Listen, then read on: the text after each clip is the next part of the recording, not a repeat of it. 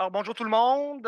Mon nom est François Bolduc. Je suis professeur au département de relations industrielles à l'Université Laval. J'ai le bonheur de faire équipe ce matin avec Isaïe Nicolas Dubois-Sénécal, qui est conseiller syndical au SCFP, Syndicat de la fonction publique parapublique. SFPQ. Quelle erreur diplomatique! Notre projet de recherche vient de s'éteindre. Je veux dire, on a perdu notre financement. La collaboration vient de s'éteindre. J'aurais dû rester à SFPQ. Oui, c'est ça. OK, je ne me trompe pas. Bon, excuse-moi, Isaïe. Alors, ouais, en fait, on vient vous présenter une réflexion à propos de l'action syndicale en lien avec la santé psychologique et en lien avec l'action sur les risques psychosociaux. Réflexion qui s'appuie sur une recherche qui a été commanditée par le SFPQ. À partir de maintenant, chaque fois que je vais le dire, là, je vais être inquiet. Recherche qui a été réalisée en équipe. Alors, avec Laurie Kirouac, Simon Coulombe, Joël Gagnon, Jean-Noël Grenier, Béatrice, je pense que j'ai vu qui était en ligne tout à l'heure. Alors, ce que je vais vous présenter, moi, assez rapidement, c'est, je vais faire une petite mise en contexte, puis présenter le projet de recherche. Puis par la suite, vraiment la partie intéressante, je la passe à Isaïe qui va nous présenter du point de vue de l'acteur syndical comment est-ce qu'il agit avec les résultats de la recherche, qu'est-ce qu'ils peuvent faire avec ça pour essayer de changer la situation. Merci, Isaïe. Alors, simplement, juste vous rappeler que depuis une trentaine d'années au Québec, on a des politiques publiques dans le secteur de l'administration publique qui vont dans le sens de la nouvelle gestion publique, donc des modes d'organisation du travail puis de gestion qui prennent racine dans la nouvelle gestion publique, donc mise en place de gestion par les résultats, de tentatives d'optimisation de l'utilisation des ressources, de mesures lignes, d'essayer de faire plus avec moins. Et c'est assez clair, en fait, dans la littérature que ces mesures-là entraînent une dégradation des conditions d'exercice du travail. On pourrait dire une augmentation des risques psychosociaux. Alors ça, c'est assez clair et on voit que ça a un impact sur la santé psychologique des travailleurs. Or, pour les organisations syndicales, agir en prévention primaire de ces risques psychosociaux-là, comme Maxine l'a bien présenté dans sa présentation, c'est difficile parce qu'agir en prévention primaire, ben, ça veut dire d'agir sur l'organisation du travail. Traditionnellement, on pourrait dire que les organisations syndicales ont plutôt essayé de négocier des contreparties aux difficultés du travail. Mais là, vraiment agir en prévention primaire, en santé mentale, agir sur l'organisation du travail, mais il y a des défis importants pour l'acteur syndical. Je fais référence ici à Deslauriers en 2016 dans sa thèse de doctorat qui identifiait rapidement trois de ces obstacles-là. Il disait d'abord tout ce qui est organisation du travail, est considéré comme faisant partie du droit de gérance. Et donc, l'employeur pourrait très bien dire ce sont de mes affaires et on n'a pas à négocier de ça. Un deuxième obstacle qui était mis de l'avant par Deslauriers, c'est le fait que pour justement s'asseoir avec l'acteur patronal puis être capable de discuter d'organisation du travail, ça prend un rapport de force qui est fort, sur lequel on est capable vraiment d'imposer, ce qui est dans les dernières années pas nécessairement la situation. Et un troisième obstacle, c'était le fractionnement du membership. Alors, on sait que dans les dernières années, une des caractéristiques, c'est, je dirais, la diversification du membership syndical, qui amène en fait différents groupes là, représentés avec des intérêts qui ne sont pas nécessairement les mêmes, puis une vision de ce que devrait être l'organisation du travail qui n'est pas la même. C'est-à-dire, dépendamment de où on est dans notre trajectoire de vie, jeune, plus vieux, avec des enfants ou pas, hommes, femmes, etc., ce qu'on est prêt à accepter ou ce qu'on voudrait avoir comme organisation du travail, pas nécessairement la même chose. Et donc, ça amène un obstacle pour les organisations syndicales. Alors, une des pistes qui s'ouvre, qui s'est ouverte récemment, c'est une modification à la loi sur la santé et sécurité au travail, dans lequel il y a maintenant l'obligation pour l'employeur de protéger à la fois la santé physique, mais aussi la santé psychologique. Et là, c'est un peu là où nous, on entre en ligne de compte, c'est de se poser la question, quel est le rôle de l'acteur syndical là-dedans pour agir en prévention des risques psychosociaux? Alors, on peut dire, bon, évidemment, une première chose que fait le syndicat, c'est de rappeler à l'employeur ses obligations. Mais peut-être que l'acteur syndical peut aussi dresser l'historique de la situation problématique, créer de la connaissance objective là-dessus, procéder à ce qu'on pourrait appeler un diagnostic interne de la situation. Et c'est un peu ce qu'on a fait, en fait, à la demande du SFPQ. Bon, c'est ça. À partir de maintenant, c'est fini. Là, je peux toujours avoir peur de ce que je dis. Alors, ce qu'on a fait, donc, c'est un projet de recherche en partenariat avec l'organisation syndicale. Isaïe pourra aller là-dedans s'il le veut, là, mais la demande provenait des membres eux-mêmes qui voyaient bien une dégradation des conditions de travail, puis l'enjeu de la santé mentale. Et donc, ce qu'on a fait, c'est développer un projet de recherche quantitatif, un sondage, dans lequel on avait deux objectifs, tracer un portrait de la santé psychologique des membres du SFPQ, puis tracer un portrait de l'environnement psychosocial. Alors, on a quelques sociologues là, dans le projet de recherche, donc on a posé aussi des questions sur l'organisation du travail. L'idée, c'était de faire des liens entre vraiment l'environnement psychosocial et la question de la santé mentale. Donc, recherche quanti avec des échelles de mesures validées. On a envoyé le questionnaire aux 40 000 quelques 43 000 membres du SFPQ, puis on a plus de 4 000 réponses, qui nous fait un échantillon super solide, puissant, avec lequel on peut avoir des résultats qui sont solides. Et là, donc, la question est, ce qu'on a fait comme résultat, donc, c'est d'avoir des portraits généraux, mais aussi des portraits par organisme et ministère, ce qu'on a appelé des fiches de risques psychosociaux, où on dit, ben voici dans tel ministère, quel est l'état de la santé psychologique des gens qui y travaillent, puis quel est l'état des risques psychosociaux. Et là, en fait, on a donné ça à l'acteur syndical. Et là, ce qui est intéressant, c'est qu'est-ce que vous faites avec ça? Donc, pour les questions praxis, euh, en fait, c'est ça, nous, je reviens un peu en arrière, là, avec la loi qui modernisait le régime de SST, euh, on a observé au SFPQ qu'il y avait une forme de fenêtre d'opportunité. Il y avait, comme on le mentionnait tantôt, là, un dialogue social qui s'est créé. Et on considérait que, bon, étant donné cette espèce de fenêtre d'Overton, on était peut-être capable de rentrer dedans et de faire quelque chose avec ça pour que la prévention, et donc par le biais forcément des enjeux d'organisation du travail, viennent à être prises en considération de manière plus intense dans les milieux de travail, particulièrement justement dans les endroits qu'on représente, c'est-à-dire de manière principale mais non exclusive, là, la fonction publique, spécifiquement le personnel de bureau, le personnel technique, les ouvriers, ouvrières. Donc, on a vu cette fenêtre d'opportunité-là, mais on avait comme deux enjeux, c'est-à-dire que c'était quelque chose d'historique et c'était quelque chose qu'on avait également là, après adoption de la loi, c'est-à-dire des manques de relais puis des manques de levier.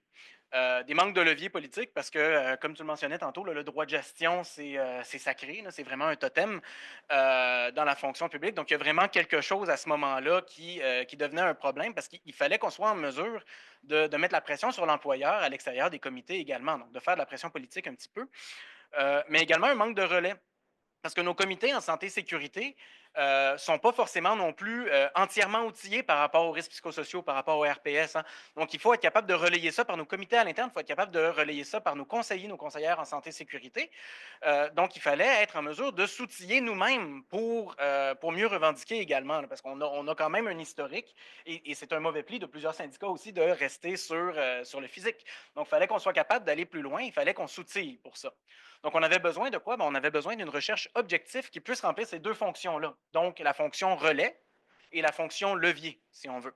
On avait donc besoin d'un portrait détaillé et le fait que les milieux de travail soient excessivement différents, les agents d'indemnisation à la CNESST par rapport à quelqu'un qui travaille comme ouvrier de la voirie, c'est pas la même game, là. Donc, il nous fallait un portrait détaillé qui soit capable de rentrer vraiment dans les détails de certains, le plus possible, le plus proche possible, en fait, des milieux de travail spécifiques, ou à tout le moins des employeurs spécifiques dans la fonction publique. Et on avait besoin d'être capable de faire justement ce lien-là entre organisation du travail et SST. C'était essentiel pour nous. Je vais revenir sur la raison pour laquelle c'était encore plus essentiel spécifiquement en matière de fonction publique dans quelques diapos. Donc, juste pour vous montrer un petit peu les résultats. Ouh là là, c'est petit. Donc, pour le plaisir, en fait, je vous ai montré un exemple de fiche là, par rapport à la CNESST, pour laquelle on défend déjà. Donc, on voit qu'à la CNESST, ce n'est pas tous les RPS qui sont pris en compte correctement. Donc, en fait, en plus d'avoir un rapport court, un rapport long, donc pour la politisation, là, pour créer ces leviers politiques, rapport qui, petit secret de Polichinelle, va sortir bientôt publiquement. Là, on va faire du bruit là-dessus. Mais tout ça pour vous dire, on a également, puis en cours de recherche, constaté que, justement, pour faire en sorte que le relais se fasse à l'interne, pour faire en sorte de bien outiller tous nos comités santé et sécurité, bien, il fallait qu'on soit en mesure de les outiller par rapport à leur milieu de travail spécifique. C'était bien beau d'avoir un portrait général, mais il fallait que ça puisse être réutilisé, mis en application, que ces connaissances-là soient mobilisées. Donc, on a, au cours du projet de recherche, demandé justement à ce que l'équipe de recherche de l'Université Laval, excessivement flexible et sympathique, nous fasse des fiches, entre autres sur les risques psychosociaux, pour l'ensemble des ministères et organismes qui présentaient un nombre minimal là, de répondants. Donc, on était capable d'avoir là-dessus, par exemple, les exigences psychologiques, exigences émotionnelles, l'autorité décisionnelle, l'autonomie de compétences, là, tout le tralala. Et c'est excessivement important pour nous parce que justement, pour être en mesure de convaincre, de négocier là, à travers les CSS, là, euh, des éléments préventifs, il faut qu'on soit en mesure de traduire ces risques psychosociaux-là dans le travail quotidien des gens. Donc, je prends l'exemple ici de cette fiche-là. On voit qu'il y a des enjeux partout, mais il y a des enjeux très particuliers au niveau du job strain. Il y a un enjeu très particulier au niveau de la reconnaissance au travail. Donc, à travers ces éléments-là là, quantitatif, nous, au SFPQ, on va continuer le travail un petit peu en faisant du qualitatif dans les différents milieux de travail. Donc là, c'est CNESST, on va aller voir nos agents d'indemnisation avec ces connaissances-là, essayer d'aller chercher un petit peu plus de jus pour être capable de traduire ces RPS-là en enjeux d'organisation du travail. Pourquoi est-ce qu'on est rendu avec ces risques psychosociaux-là? Comment ça se passe concrètement dans les consignes? Est-ce que c'est un enjeu de taylorisation du travail? Est-ce que c'est un enjeu d'augmentation des cadences? Comment est-ce que ça se traduit en RPS? Ça va nous permettre d'agir un petit peu sur les deux tableaux. Là, la question, c'est comment utiliser ces résultats stratégiquement. Parce que maintenant, on a nos fiches, on a nos rapports, on a tout ce beau matériel-là. Il y a comme une quadruple utilisation. Premièrement, je le mentionnais tantôt, le timing de la loi. L'employeur n'était pas forcément plus près que les syndicats à faire de la prévention. Bien au contraire, en fait. Donc, d'être capable d'arriver, de prendre le taureau par les cornes et de mettre le pied dans la porte avant même qu'il l'ouvre, ben, ça nous permet de prendre les devants et d'avoir le bénéfice d'être les premiers à commencer cette argumentation-là, cette discussion-là, avec tous les outils nécessaires. Donc, c'est quand même le fun quand c'est nous qui avons les chiffres et que ce n'est pas le gouvernement qui a les chiffres. Premier élément. Deuxième élément, ça nous permet de faire du levier politique. Donc, à partir du moment où est-ce que on mobilise et on mobilise ces connaissances-là, on est capable d'aller pousser dans des ministères, dans des organismes spécifiques. On est capable d'aller pousser sur l'ensemble de la fonction publique. Considérant qu'il y a un gel qui a été annoncé officiellement dernièrement, c'est quand même pas une mauvaise idée de faire coïncider certains éléments, là. Donc, ça nous permet d'avoir un levier politique pour faire reconnaître les enjeux associés à la santé mentale dans la fonction publique spécifiquement. C'est un enjeu, hein? Dans les réseaux, on les reconnaît beaucoup plus facilement. Vous avez entendu parler des burn-out au niveau des enseignantes, des enseignants. Vous avez entendu parler des burn-out au niveau des infirmiers, des infirmières.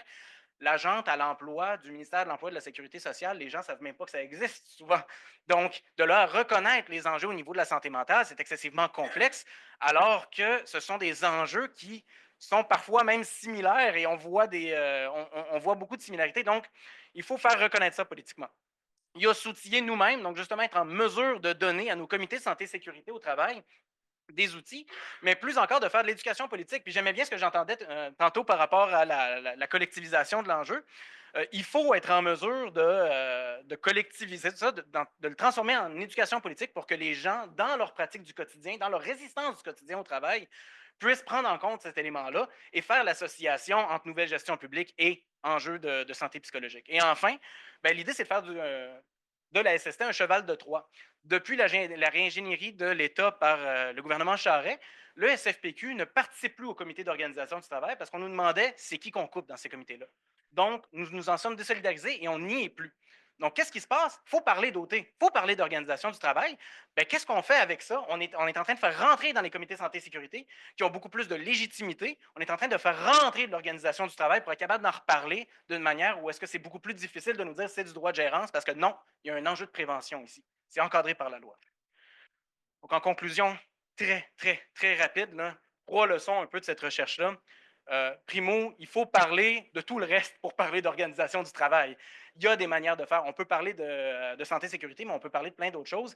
Et comme l'organisation du travail, c'est un petit peu le noyau dur, difficile à atteindre, là, il faut qu'on développe des réflexes en recherche et en action syndicale, et surtout ensemble, pour être en mesure de parler d'OT et d'avoir des éléments mobilisables pour l'OT. Ensuite, il n'est pas juste possible, mais il est nécessaire de faire de la recherche objective et engagée.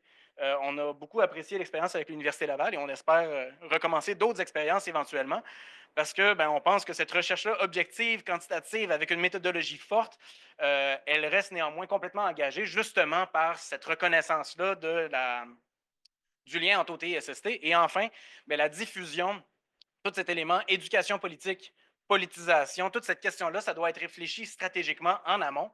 S'il y a une leçon que je n'ai pas eu le temps de mentionner, parce que j'ai déjà dépassé mon temps, les fiches et tout, on les a ajoutées un petit peu sur la fin. Ça a été un petit peu compliqué. Il a fallu, même à l'interne, que j'aille chercher les petits budgets.